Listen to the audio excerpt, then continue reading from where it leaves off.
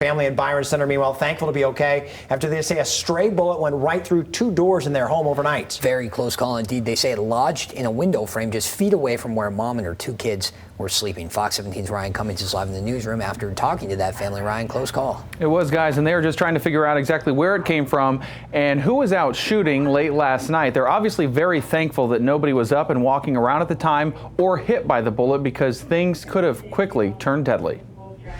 So you can see right here where the bullet entered the house. Miley Genema shows us the path a stray bullet took through her Byron Center home overnight just off 84th Street near the high school. The bullet went through the kitchen door, then their bedroom. She and her two young daughters, including an infant, were sleeping just feet below its path. And that is the bullet hole right there.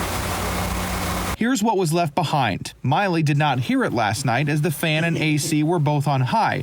She also did not notice anything until she woke up this morning around 5:30 and saw light coming through the bedroom door. Miley immediately texted her husband, Derek. Did you notice that there's a hole in the bedroom door? What happened? And he called me right away and he said, look for other holes, because I happened to be working out in the garage last night and I heard what sounded like the whizzing of a bullet. I knew that sound. I grew up around guns. So I immediately thought it was coming from one of the houses that we butt up against. So figured a kid shot their air rifle. That was it. Derek didn't think anything of it when he went back in the house overnight. It was dark, he didn't turn on the lights, and because the girls were asleep, he slept on the couch. When he left for work, it was also still dark, so he didn't even know about the bullet either until he got the text. It could have been horrible. I mean, this could have been an absolutely terrible day.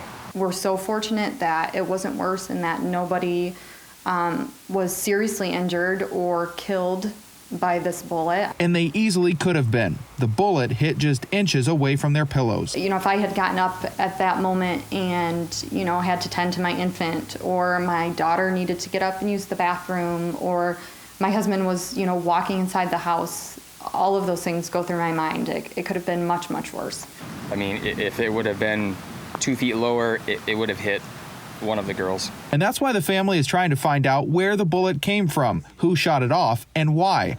They're not upset at those responsible. They just want some answers. You don't know the end destination of your bullet, and this bullet happened to hit, you know, 2 feet above a toddler and an infant, and that it's just irresponsible. And I hope that people learn from this and don't let this type of thing happen again.